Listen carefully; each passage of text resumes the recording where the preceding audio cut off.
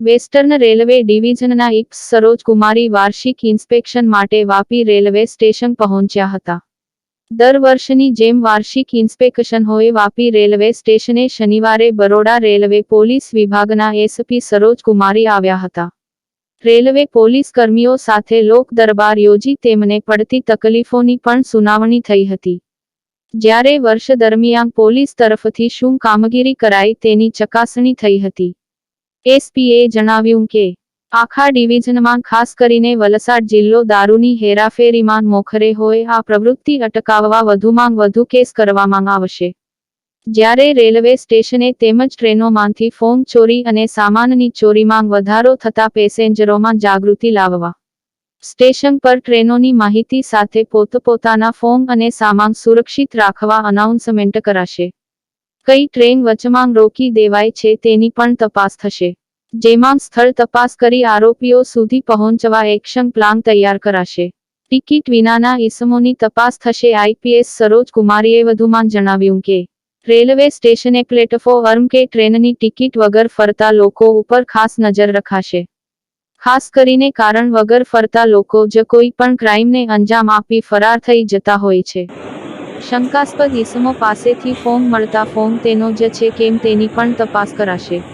आज जो मेरी विज़िट थी वो तो हमारे वहीवटी प्रक्रिया का एक भाग रूप आप कह सकते हैं, जो हम इंस्पेक्शन करते हैं। हमारा वार्षिक इंस्पेक्शन होता है पुलिस स्टेशन का, तो वार्षिक इंस्पेक्शन के भाग रूप पे हमने आज एक नोट रीडिंग रखा था, तो उसमें मैं आई हूँ। तो इसमें जनरल मैंने पुलिस का सारा काम देखा है, अधिकारियों का काम देखा है, और यहाँ पे किस किस तरह की प्रॉब्लम है जो पैसेंजर हमारे फेस करते हैं, किस तरह की क्राइम हमारे रेलवे जीआरपी के सामने आते हैं, तो उस सब का रिव्यू किया है। और उसमें ज़्यादा से ज़्यादा अच्छे से अच्छे हम कैसे काम कर सकते हैं उसकी मैंने सूचना दी है। मेरे सीपीआई भी यहाँ पे हैं, डीवाईएसपी भी हैं, थाना इंचार्ज भी हैं, सबको मैंने उसकी ज़्यादा से ज़्यादा सूचना किस तरह से हम डिटेक्ट कर सकते हैं, जो हमारे क्राइम यहाँ पर किस तरह का क्राइम का क्या पैटर्न है, वो पैटर्न का भी स्टडी किया है। बाकी उनका पूरे साल भर का काम भी देखा है, साल भर के काम का रिव्यू भी किया है।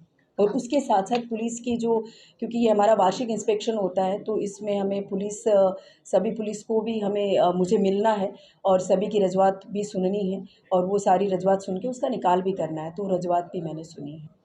खास करके हमारे पास जो समस्या आ रही वो कौन-कौन सी आ रही? बेसिकली अगर पुलिस के पॉइंट ऑफ व्यू से अगर हम देखते हैं तो 2 तरह के क्राइम हमारे यहाँ पे मेजर बनते हैं। उसमें एक तो हमारी जो थेफ्ट है, चोरियाँ हैं, वो ज़्यादा इसमें होती हैं।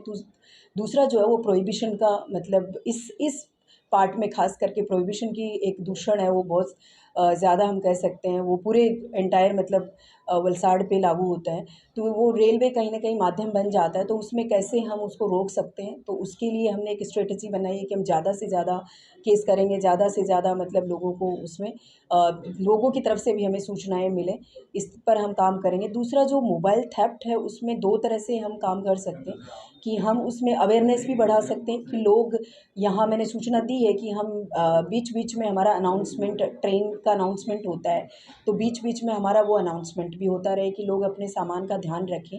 कई बार उसमें मोबाइल चार्जिंग में रख देते हैं और भूल जाते हैं, और वो जिस तरह मतलब रात भर आप सो रहे हो, बैठे हो, नींद आ गई है, कोई आपके पास वाला उठा के ले जाता है, या फिर कोई उस उद्देश्य से आ जाता है, चोरी के उद्देश्य से आ जाता है, तो उठा के ले जाता है। तो इसमें एक अवेयरनेस है, वो बहुत काम कर सकती है कि लोग अवेयर हो जाएँ, अपने मोबाइल का उतना ही ध्यान रखें, क्योंकि मोबाइल भी अब महंगी चीज़ हो गया है, क्योंकि वो भी 5-10 हज़ार से ज़्यादा का ही होता है, तो लोग उसका भी ध्यान रखें। दूसरा इसमें पुलिस क्या कर सकती है कि इसका जो डिटेक्शन है वो ज़्यादा से ज़्यादा, कोई भी व्यक्ति बिना प्लेटफ़ॉर्म टिकट लिए प्लेटफ़ॉर्म पे ना घूमे, बिना टिकट के यहाँ पर ना घूमे, उस पे ज़्यादा से ज़्यादा हम करें। दूसरा हमारा ट्रैक के ऊपर जहाँ पर भी ट्रेनें स्लो होती हैं, कहाँ पर मतलब हम किस ट्रेन में इस तरह की ज़्यादा चोरियाँ होती हैं, उसको लेकर हम एक स्ट्रेटेजिक तरीके से अगर आगे बढ़ते हैं, तो हमें इसमें सफलता मिलेगी। और इन दिनों में काफ़ी मोबाइल चोरियाँ हैं वो डिटेक्ट हुई हैं, मोबाइल भी वापस हमारे मिले हैं। और इसमें सस्पेक्ट जो भी हमें मिलता है, यहाँ पर जो विदाउट एनी पर्पज़ यहाँ पे घूम रहा है, तो एक प्राथमिक दृष्टि लगता है कि वो शायद इसी पर्पज़ से आया होगा, अदरवाइज़ कोई और पर्पज़ यहाँ पर अगर उसका नहीं है, तो उस पे भी हम वॉच भी रखेंगे। और उसके पास उसका अगर खुद का भी मोबाइल है, तो एक बार चेक ज़रूर करेंगे कि वो मोबाइल चोरी का ना हो।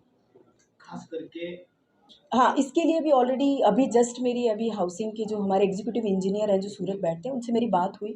वो अभी जो हमारा पुलिस स्टेशन है वो भी बीच में किसी रीज़न की वजह से वो रुक गया था, बट उसमें ऑलरेडी जेम पर प्रोसेस हाउसिंग की पुलिस हाउसिंग की ओर से चालू है, तो वो निकट भविष्य में शुरू हो जाएगा। और भी जो इशू हैं यहाँ के, वो कोशिश करेंगे कि थोड़ी ज़मीन भी मिले और उस पे हमारे क्वार्टर भी बन सकें।